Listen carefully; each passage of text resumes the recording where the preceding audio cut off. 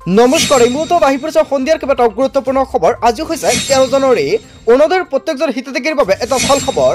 যদি আপুনি অৰুণোদয়ৰ টকা লাভ কৰাই তেনে ক্ষেত্ৰত আপুনি এতিয়া দিব পাৰিব অভিযোগ। চৰকাৰে কেইবাটাও গুৰুত্বপূৰ্ণ সিদ্ধান্ত গ্ৰহণ কৰিছে অৰুণোদয় হিতাধিকাৰীক লৈ। লগতে পিএম কিষাণৰ ভুৱা হিতাধিকাৰীক লৈ চৰকাৰে আৰম্ভ কৰিছে জোৰদাৰ অভিযান আৰু গাঁৱে আৰম্ভ কৰিছে অভিযান। অতি শীঘ্ৰে পিএম কিষাণৰ প্ৰত্যেকজন হিতাধিকাৰীয়ে টকা ঘূৰাই দিব লাগিব। কোনবোৰ হিতাধিকাৰীৰ টকা ঘূৰাই দিব লাগিব, ইয়াক লৈ চৰকাৰে কেইবাটাও বৃহৎ সিদ্ধান্ত গ্ৰহণ কৰিছে। লগতে আত্মহত্যা মহিলাৰ একাউণ্টত সোমাব 10,000 টকা। প্ৰত্যেকগৰাকী আত্মহত্যা মহিলাৰ বাবে এটা ভাল খবৰ। হয় বন্ধু বান্ধৱীসকল, অসমৰ মুখ্যমন্ত্ৰী ডক্টৰ হিমন্ত বিশ্ব শৰ্মাই আজিৰ দিনটোত কেইবাটাও গুৰুত্বপূৰ্ণ সিদ্ধান্ত গ্ৰহণ কৰিছে। কেৱল এয়াই নহয়, কেইবাটাও ৰাজনৈতিক খবৰৰ লগতে অৰাজনৈতিক খবৰ যুগুত কৰা হৈছে আজিৰ দিনটোত। গোটেই অসম তথা ভাৰতৰ বিভিন্ন প্ৰান্তৰ পৰা যুগুত হৈছে কেইবাটাও ডাঙৰ খবৰ। এনেবোৰ খবৰ নিতৌ পাই থাকিবলৈ চেনেলটি ছাবস্ক্ৰাইব কৰি ভিডিঅ'টো এটা লাইক কৰিবলৈ নাপাহৰিব। আজিৰ আমাৰ প্ৰথম গুৰুত্বপূৰ্ণ খবৰ হৈছে অসমবাসীৰ বাবে এটা ডাঙৰ খবৰ। অৰুণোদয় বৃদ্ধ পেঞ্চন, দিব্যাংগ বিধৱা পেঞ্চনৰ ধন সোমাই নাই নেকি আপোনাৰ একাউণ্টত? এতিয়া চেক কৰক বেংক একাউণ্ট। যদি টকাটো পোৱা নাই এতিয়া দিয়ক আপুনি অভিযোগ। লগে লগে আপোনাৰ একাউণ্টত চৰকাৰে টকাটো প্ৰদান কৰিব। কোনো হিতাধিকাৰী যদি লাভ কৰা নাই ধন, তেনে ক্ষেত্ৰত ক'ত কিদৰে দিব আপুনি অভিযোগ, সম্পূৰ্ণ প্ৰক্ৰিয়া জনাই দিয়া হৈছে। চৰকাৰে এইসমূহ আঁচনিৰ বাবে ব্যয় কৰিছে 387 কোটি টকা আৰু ইয়াতকৈ অধিক টকা আপোনাক প্ৰদান কৰিব। আৰু চৰকাৰে মুকলি কৰিছে হেল্পলাইন নম্বৰ। লিখি লওক এইটো হেল্পলাইন নম্বৰ। নম্বৰটো হৈছে 0361223705। ফোন নম্বৰত এতিয়া আপুনি দিয়ক অভিযোগ আৰু এইটো ফোন কলতে লাভ কৰিব চৰকাৰী ধন। নতুনকৈ অৰুণোদয় আঁচনি লাভ কৰা হিতাধিকাৰীৰ একাউণ্টত জমা হ'ব এই ধনৰাশি আৰু প্ৰতিগৰাকী হিতাধিকাৰীৰ একাউণ্টত ধন জমা হোৱাটো নিশ্চিত কৰিছে চৰকাৰে। বৃদ্ধ পেঞ্চন লাভ কৰা হিতাধিকাৰীৰ একাউণ্টত জমা হ'ব টকা।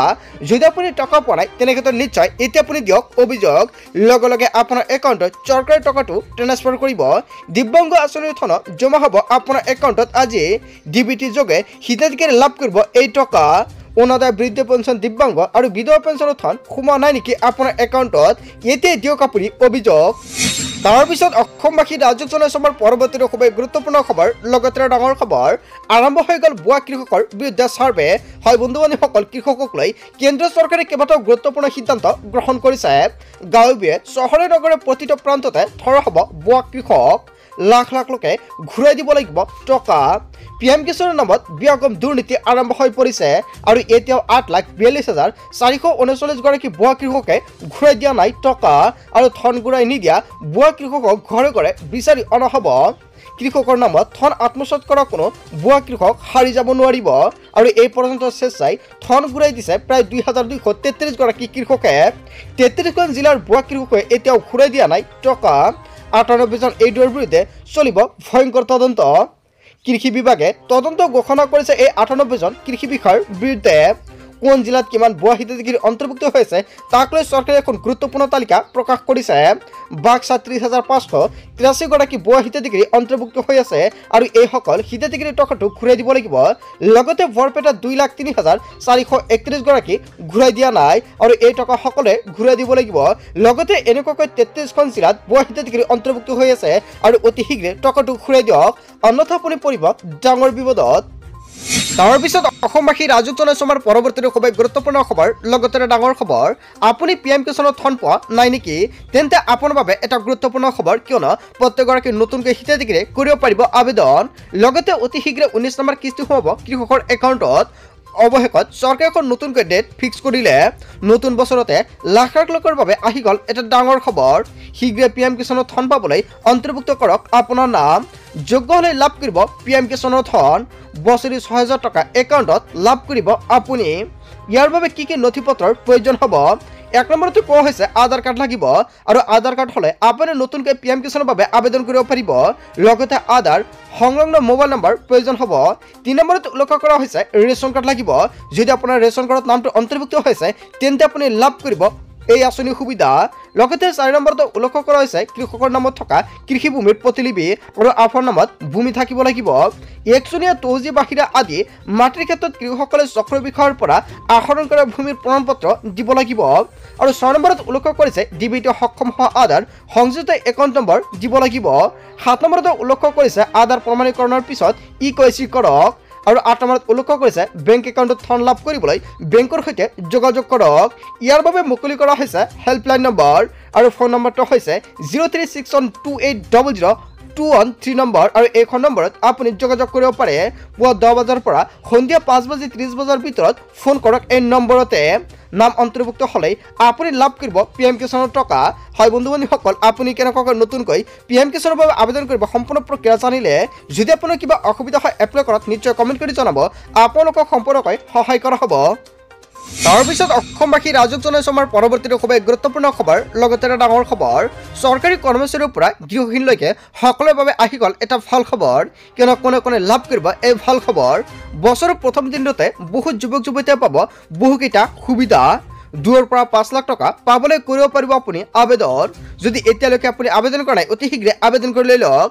1 জানুৱাৰী 3 মুকলি হ'ব মিউচুৱেল ট্ৰান্সফাৰ পৰ্টেল আৰু 1 জানুৱাৰীৰ পৰা বহুতো নতুন নিয়ম সলনি হৈ পৰিছে। এটা ক্লিকতে লাভ কৰিব ট্ৰান্সফাৰ আৰু কৰ্মচাৰীসকলে নিজৰ সুবিধা হোৱাকৈ বদলিৰ বাবে কৰিব পাৰিব আবেদন। চৰকাৰী কৰ্মচাৰী পৰিয়ালৰ ভৱিষ্যত সুৰক্ষাৰ বাবে 1 জানুৱাৰীৰ পৰাই গ্ৰহণ কৰা হ'ব এই সিদ্ধান্ত আৰু 1 জানুৱাৰীৰ পৰা বহুকেইটা নতুন নিয়ম সলনি হৈ পৰিছে। লগতে চৰকাৰী কৰ্মচাৰী পৰিয়ালক 5 লাখ টকাৰ পৰা 1 কোটি টকা পৰ্যন্ত আৰ্থিক সাহায্য প্ৰদান কৰাৰ সিদ্ধান্ত গ্ৰহণ কৰিছে। 1 জানুৱাৰীতে ৰাজ্যৰ লাখ লাখ দৰিদ্ৰ পৰিয়ালে লাভ কৰিব ৰেচনৰ চাউল। আৰু নতুনকৈ আপুনি এতিয়ালৈকে ৰেচন কাৰ্ড আবেদন কৰা নাই নেকি? যদি আপোনাৰ ঘৰত ৰেচন কাৰ্ড নাই আপুনি নতুনকৈ আবেদন কৰিব পাৰিব। আৰু আবেদন কৰাৰ সময়ত কি কি নথিপত্ৰ লাগিব, কেনেকৈ আবেদন কৰিব সম্পূৰ্ণ প্ৰক্ৰিয়া আপোনালোকক আনজা ভিডিঅ'ত জনাই দিম। আৰু যিসকল ব্যক্তি নতুনকৈ ৰেচন কাৰ্ড আবেদন কৰিছিলে 1 জানুৱাৰীৰ পৰা 10 তাৰিখৰ ভিতৰত ৰেচন বিতৰণ কৰা হৈছে আৰু নতুন ৰেচন কাৰ্ড লাভ কৰা সকলে এই দিনটোতে যাওক ৰেচনৰ দোকানলৈ। 1 তাৰিখৰ পৰা 10 তাৰিখৰ ভিতৰতে অৰুণোদয় হিতাধিকাৰীয়ে পাব অৰুণোদয় আঁচনিৰ টকা। যদি এই মাহত আপুনি অৰুণোদয় আঁচনিৰ টকা পোৱা নাই নিশ্চয় আপুনি অভিযোগ দিব পাৰিব। প্ৰতিগৰাকী মহিলাৰ একাউণ্টত সোমাব 1250 টকাকৈ। 1 জানুৱাৰী হ'ব সকলোৰে বাবে এটা ডাঙৰ দিন। হয় বন্ধু বান্ধৱীসকল, কেইবাটাও গুৰুত্বপূৰ্ণ সিদ্ধান্ত গ্ৰহণ কৰিছে 1 জানুৱাৰীৰ পৰা আৰু 1 জানুৱাৰীৰ পৰা দেশত বহুকেইটা নিয়ম সলনি হ'ব। তাৰপিছত অসমবাসী ৰাজক জনাইছো আমাৰ পৰৱৰ্তী খুবেই গুৰুত্বপূৰ্ণ খবৰ, লগতে এটা ডাঙৰ খবৰ। সহজতে আবেদন কৰি লাভ কৰিব পাৰিব চৰকাৰী পকীঘৰ। যদি আপুনি এতিয়ালৈকে চৰকাৰী পকীঘৰৰ বাবে আবেদন কৰা নাই অতি শীঘ্ৰে আবেদন কৰি লৈ লওক। চৰকাৰী ঘৰ লাভৰ বাবে আহি গ'ল কেইবাটাও নতুন নিয়ম। চৰকাৰৰ PMAY 2.0 আঁচনি অনুসৰি নাথাকিব কেঁচা ঘৰ। বছৰি 3 লাখতকৈ কম উপাৰ্জন কৰা লোকে পাব চৰকাৰী ঘৰৰ সুবিধা। ঘৰত বাহন থাকিলেও চৰকাৰে ঘৰ দিব আপোনাক। ঘৰ নিৰ্মাণ কৰিবলৈ 1,30,000 টকাৰ পৰা 2,50,000 টকালৈকে দিব চৰকাৰে। কেন্দ্ৰীয় চৰকাৰে আবণ্টন দিছে 10 লাখ কোটি টকা। কেৱল গ্ৰামাঞ্চলৰ লোকেও নহয় চহৰ অঞ্চলৰ দুখীয়া লোকেও পাব চৰকাৰী পকীঘৰ। PMAY 2.0 বাবে কেনেদৰে কৰিব আপুনি আবেদন? আবেদনৰ বাবে এতিয়া আপুনি লগইন কৰক PMAYMIS.gov.in আৰু আবেদনৰ বাবে লাগিব আধাৰ কাৰ্ড, পান কাৰ্ড, ঠিকনাৰ প্ৰমাণপত্ৰ। 1 কোটিৰো অধিক লোকক ঘৰ দিয়াৰ লক্ষ্য চৰকাৰৰ। সহজতে আবেদন কৰি লাভ কৰিব চৰকাৰী ঘৰৰ সুবিধা। আৰু যদি এতিয়ালৈকে আপুনি চৰকাৰী ঘৰৰ বাবে আবেদন কৰা নাই অতি শীঘ্ৰে আবেদন কৰি লৈ লওক। আপুনি কেনেকৈ চৰকাৰী ঘৰৰ বাবে এপ্লাই কৰিব যদি আপোনালোকৰ ভিডিঅ' লাগে নিশ্চয় কমেণ্ট কৰি জনাব, নেক্সট ভিডিঅ'ত সম্পূৰ্ণকৈ জনাই দিম। তাৰপিছত অসমবাসী ৰাজক জনাইছো আমাৰ পৰৱৰ্তী খুবেই গুৰুত্বপূৰ্ণ খবৰ, লগতে এটা ডাঙৰ খবৰ। ৰাজ্যৰ লাখ লাখ মহিলাৰ বাবে অসমৰ মুখ্যমন্ত্ৰী ডক্টৰ হিমন্ত বিশ্ব শৰ্মাই দিলে এটা ভাল খবৰ। শীঘ্ৰে মহিলাসকলৰ একাউণ্টত সোমাব 10,000কৈ টকা।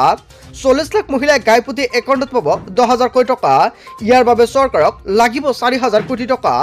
10,000 টকাই কেতিয়া লাভ কৰিব সেই চিন্তা মহিলাসকলে কৰিব নালাগে।